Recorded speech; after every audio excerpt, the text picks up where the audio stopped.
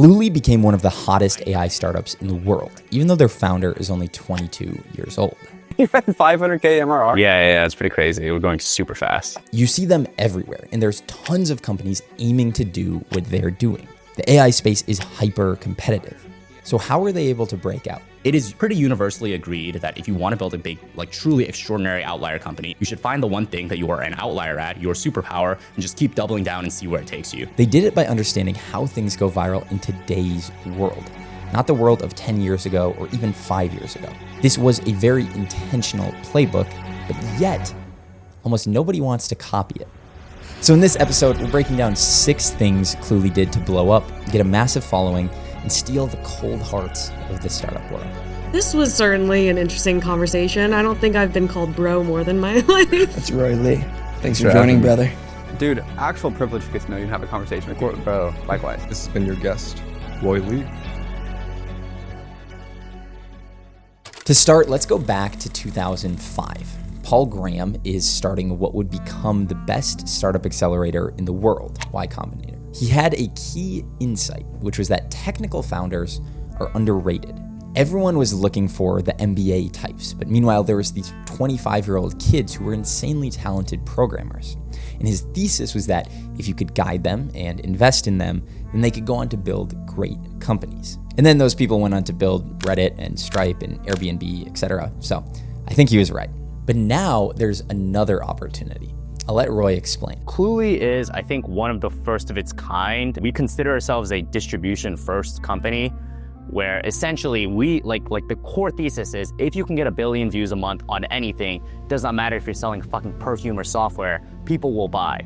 And you will become rich just because you've been able to grab attention. Roy and Klooli take a distribution-first approach, meaning get attention first, and then you can sell people. It's the same thing Peter Thiel says. Superior sales and distribution by itself can create a monopoly, even with no product differentiation.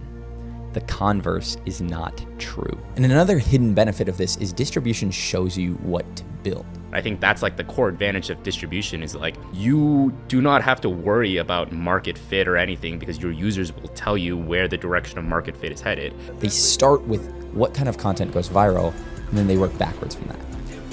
A thing you'll quickly learn about Roy is he's willing to be controversial. Here's a list of things that he's done in the process of building Klooli. Cheating on interviews, getting kicked out of university, using the product in morally questionable ways, hiring a stripper to the office, hiring 50 interns. So lesson 2 is the willingness to be controversial is a competitive advantage. This isn't for everyone, but it does work. And I think people learn best through specific examples. So here's a bunch of other examples of people who have pulled off this controversial approach. Let's pause and go back to 1967. There is a small-time goods trader who travels to Europe and notices that they have a ton of products that are selling like crazy there. Think wine, cheese, charcuterie, certain snacks. And he notices we don't have anything like this yet in America. So he imports those products and brings them back. And they start selling like crazy here. He didn't do anything different with the products. It was simply an arbitrage opportunity because Americans didn't yet have access to these level of products. And that was how Trader Joe's got their start.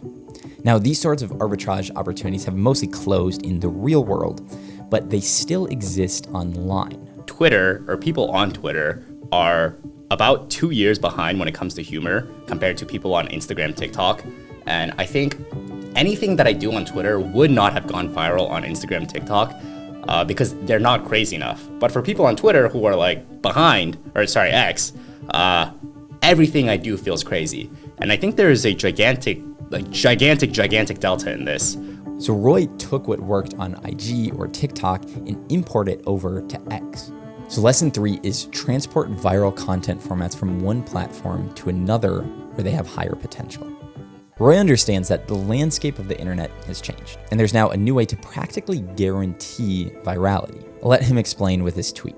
So here Roy is talking about how Klooli hired over 700 clippers, and they take every single piece of Klooli related content and then cross-post that across thousands of accounts, which gives them tens of millions of extra views.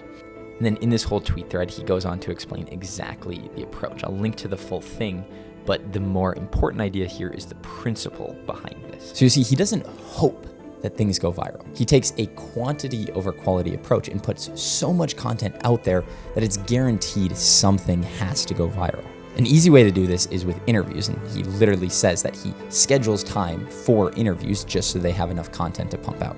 And one of the great things about this is you can do far less planning because the volume makes up for the lack of planning. Even a chimp will say something intelligent if you let it speak long enough. So lesson 4 is to output more content via clipping.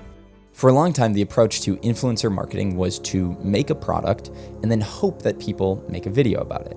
Sometimes you'd give away free product in order to incentivize people. But it's not an optimal alignment of incentives. Just because you gave people a product doesn't mean they have to make a good video about it. Instead, Klooli takes a more tactical approach. Klooli has created a giant UGC farm where they have tons of creators making UGC content, and they pay them a small retainer per video and then a bonus based on views. So they pay for performance, and the key insight here is that the 80-20 rule wins again. And the 80-20 principle is that 80% of your results come from 20% of your efforts. And this is true in basically every area of life. So 20% of the people commit 80% of the crime. 20% of the people drink 80% of the beer. 20% of your friends generate 80% of the group chat notifications. And 80% of your revenue comes from 20% of your efforts. So lesson 5 is to use incentivize UGC to make everyone aware of your brand. The last thing we'll cover today is when you watch Klooli, you'll see they break many trends. And one of the ways they do this is in describing their product. Whereas most tech companies use a lot of jargon and technical terms, Klooli is 100% brutally honest about describing their product. They call it a tool to cheat on anything. It's the same thing that Steve Jobs did here. He could have talked about how it has this much storage and this is how we built it and it's a hardware device that is going to revolutionize the music industry. But instead he said, 1,000 songs in your pocket. People instantly get that. They also remembered the golden rule of marketing, which is assume your customer knows none of the jargon that you do. But besides this, they also show the product in ways that instantly resonate with human desires. For example, a popular use case for Klooli is sales calls. But instead of focusing their launch video on sales calls, they showed Roy using it on a date. So, how old did you say you were? I'm 30 years old. Your profile says you worked at Bananazon? Because humans intuitively understand dating and how it could be awkward. Now, it's kind of creepy, it's kind of weird, but that's the point. They did it in a way that's easily understood by the average person. So lesson 6 is describe your product the way a user would tell their friend about it. Instead of a real-time AI sales assistant, it's cheat on everything. As a reminder, here are the 6 lessons from Roy and Klooli. I'll see you next time.